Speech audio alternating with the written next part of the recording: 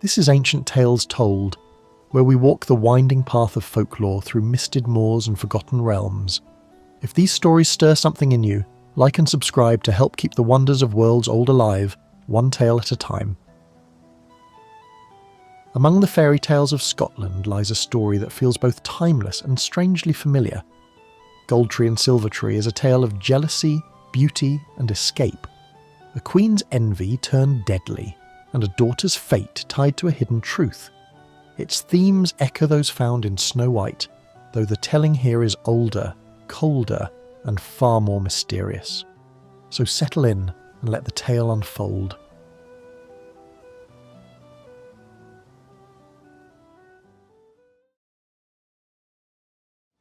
Goldtree and Silvertree. In bygone days there lived a little princess named Goldtree, and she was one of the prettiest children in the whole world.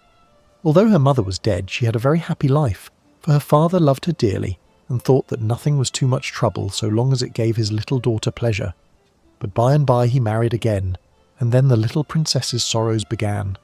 For his new wife, whose name, curious to say, was Silvertree, was very beautiful, but she was also very jealous, and she made herself quite miserable for fear that someday she should meet someone who was better looking than she was herself. When she found that her stepdaughter was so very pretty, she took a dislike to her at once, and was always looking at her and wondering if people would think her prettier than she was. And because, in her heart of hearts, she was afraid that they would do so, she was very unkind indeed to the poor girl. At last one day, when Princess Goldtree was quite grown up, the two ladies went for a walk to a little well which lay, all surrounded by trees, in the middle of a deep glen. Now the water in this well was so clear that everyone who looked into it saw his face reflected on the surface, and the proud queen loved to come and peep into its depths so that she could see her own picture mirrored in the water. But today, as she was looking in, what should she see but a little trout, which was swimming quietly backwards and forwards not very far from the surface. "Troutie, Troutie, answer me this one question," said the queen. "Am not I the most beautiful woman in the world?" "No, indeed you are not," replied the trout promptly, jumping out of the water as he spoke in order to swallow a fly. "Who is the most beautiful woman, then?" asked the disappointed queen, for she had expected a far different answer.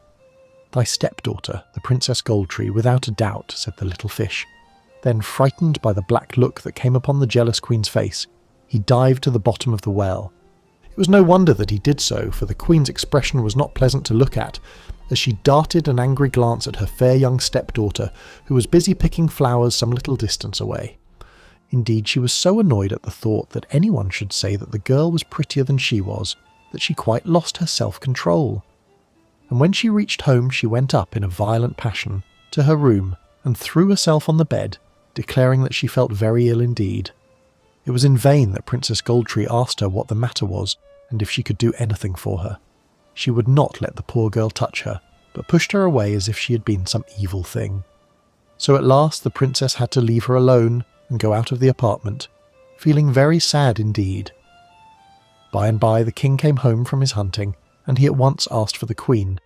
He was told that she had been seized with sudden illness, and that she was lying on her bed in her own room, and that no one, not even the court physician who had been hastily summoned, could make out what was wrong with her. In great anxiety, for he really loved her, the king went up to her bedside and asked the queen how she felt, and if there was anything that he could do to relieve her. "Yes, there is one thing that thou couldst do," she answered harshly, "but I know full well that, even although it is the only thing that will cure me, thou wilt not do it."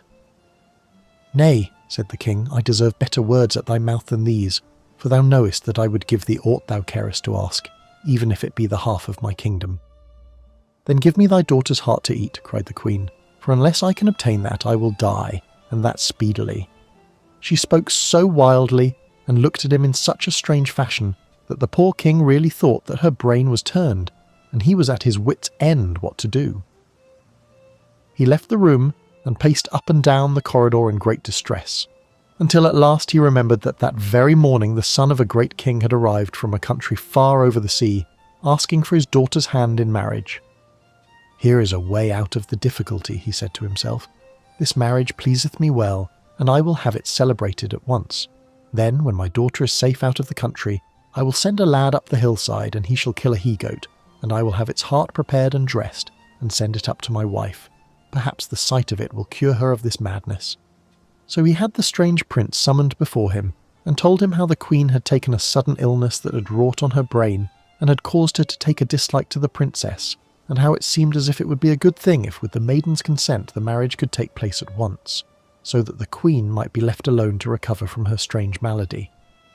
Now the prince was delighted to gain his bride so easily, and the princess was glad to escape from her stepmother's hatred, so the marriage took place at once, and the newly wedded pair set off across the sea for the prince's country.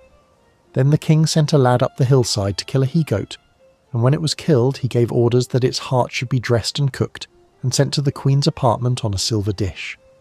And the wicked woman tasted it, believing it to be the heart of her stepdaughter, and when she'd done so she rose from her bed and went about the castle, looking as well and hearty as ever.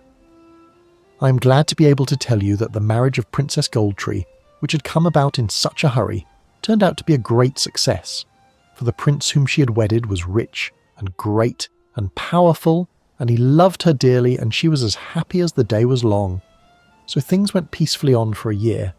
Queen Silvertree was satisfied and contented, because she thought that her stepdaughter was dead, while all the time the princess was happy and prosperous in her new home.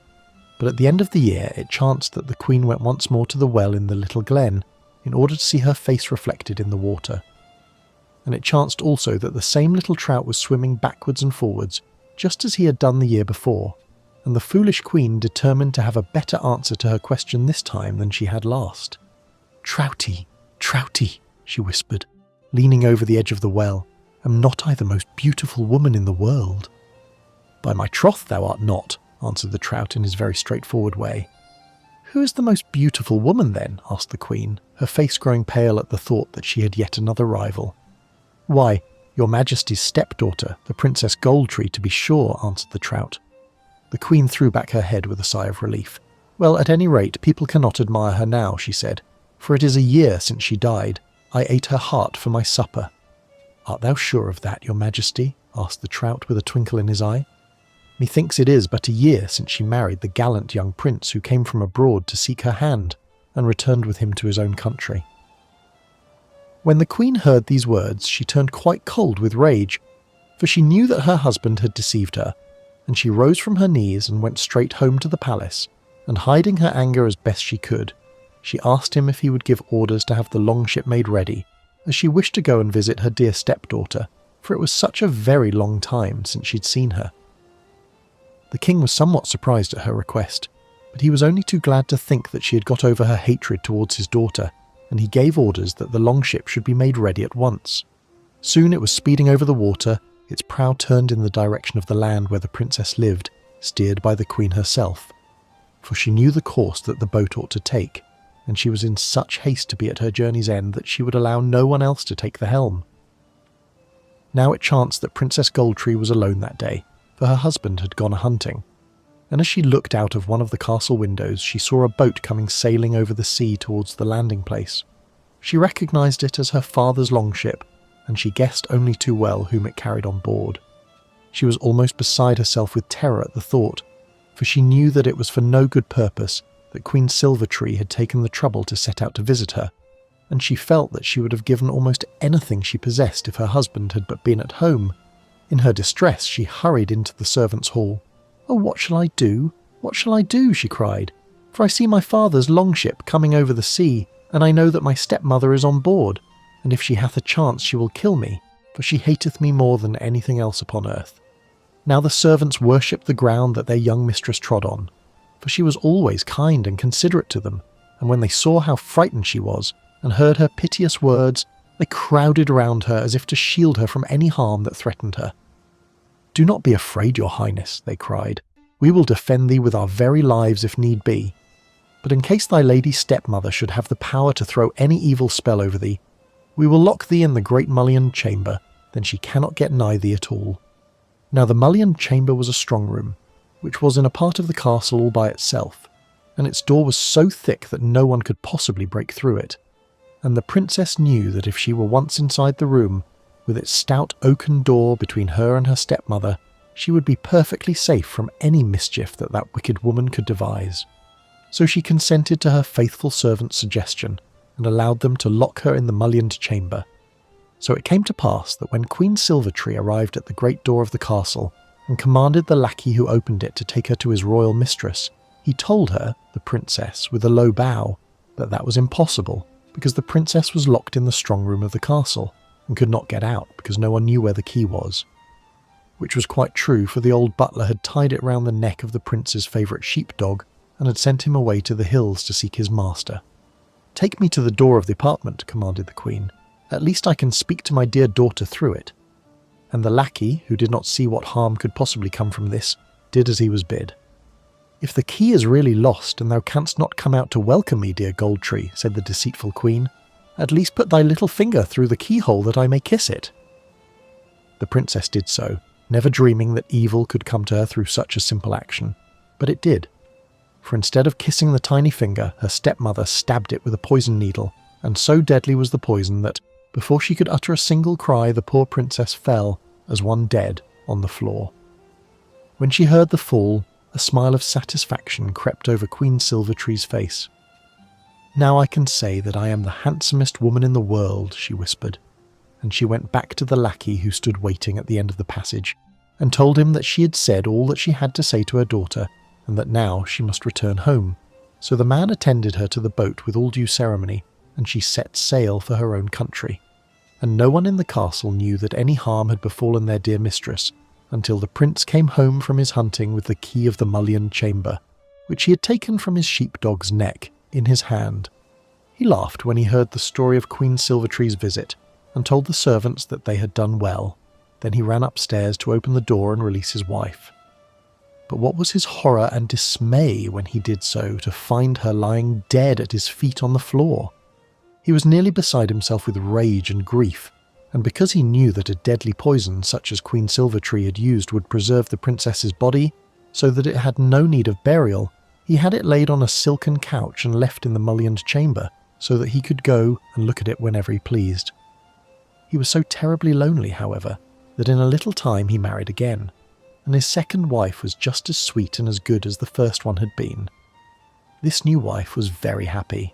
There was only one little thing that caused her any trouble at all, and she was too sensible to let it make her miserable. That one thing was that there was one room in the castle, a room which stood at the end of a passage by itself, which she could never enter, as her husband always carried the key. And as, when she asked him the reason of this, he always made an excuse of some kind, she made up her mind that she would not seem as if she did not trust him, so she asked no more questions about the matter. But one day the prince chanced to leave the door unlocked, and as he had never told her not to do so, she went in. And there she saw Princess Gold-tree lying on the silken couch, looking as if she were asleep.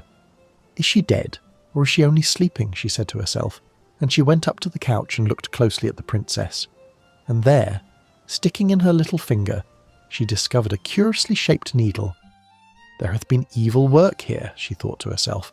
"If that needle be not poisoned, then I know naught of medicine." And being skilled in leechcraft, she drew it carefully out. In a moment Princess Gold-tree opened her eyes and sat up, and presently she had recovered sufficiently to tell the other princess the whole story. Now, if her stepmother had been jealous, the other princess was not jealous at all. For when she heard all that had happened, she clapped her little hands, crying, "Oh, how glad the prince will be! For although he hath married again, I know that he loves thee best." That night the prince came home from hunting, looking very tired and sad, for what his second wife had said was quite true. Although he loved her very much, he was always mourning in his heart for his first dear love, Princess Gold-tree. "How sad thou art!" exclaimed his wife, going out to meet him. "Is there nothing that I can do to bring a smile to thy face?" "Nothing," answered the prince wearily, laying down his bow, for he was too heart-sore even to pretend to be gay. "Except to give thee back Gold-tree," said his wife mischievously. "And that can I do. Thou wilt find her alive and well in the mullioned chamber." Without a word the prince ran upstairs, and sure enough there was his dear Gold-tree sitting on the couch ready to welcome him. He was so overjoyed to see her that he threw his arms round her neck and kissed her over and over again, quite forgetting his poor second wife, who had followed him upstairs, and who now stood watching the meeting that she had brought about. She did not seem to be sorry for herself, however, "I always knew that thy heart yearned after Princess Goldtree," she said, "and it is but right that it should be so, for she was thy first love, and since she hath come to life again, I will go back to mine own people." "No, indeed thou wilt not," answered the prince, "for it is thou who hast brought me this joy. Thou wilt stay with us, and we shall all three live happily together, and Goldtree and thee will become great friends." And so it came to pass, for Princess Goldtree and the other princess soon became like sisters, and loved each other as if they had been brought up together all their lives. In this manner another year passed away, and one evening in the old country Queen Silvertree went, as she had done before, to look at her face in the water of the little well in the glen. And as had happened twice before, the trout was there.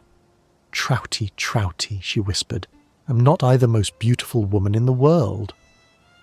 "By my troth thou art not," answered the trout, as he had answered on the 2 previous occasions.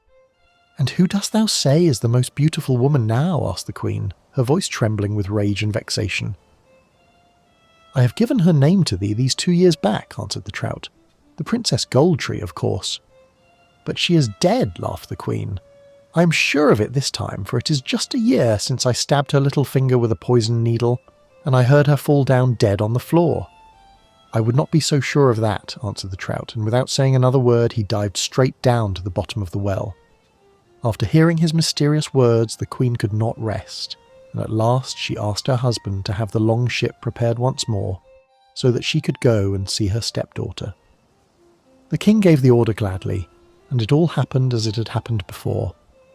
She steered the ship over the sea with her own hands, and when it was approaching the land it was seen and recognised by Princess Goldtree.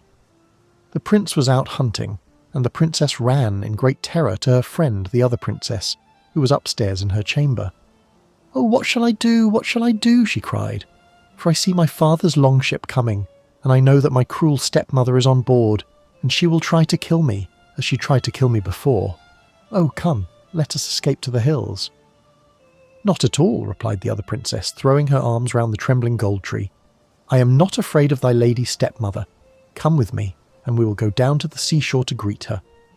So they both went down to the edge of the water, and when Queen Silvertree saw her stepdaughter coming, she pretended to be very glad, and sprang out of the boat and ran to meet her, and held out a silver goblet full of wine for her to drink.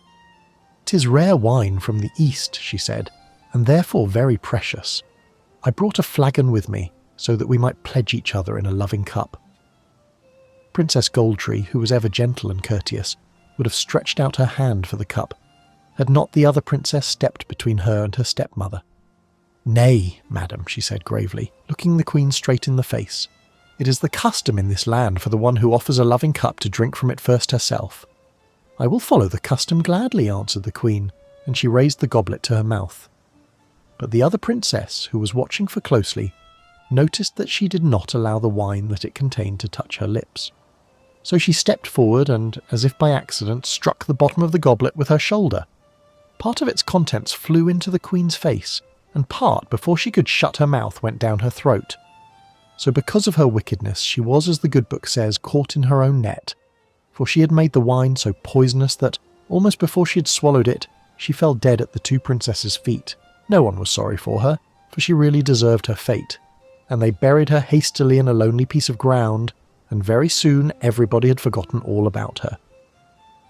As for Princess Goldtree, she lived happily and peacefully with her husband and her friend for the remainder of her life. Another tale told, another thread woven into the tapestry. Like and subscribe to keep these old stories alive, one legend at a time.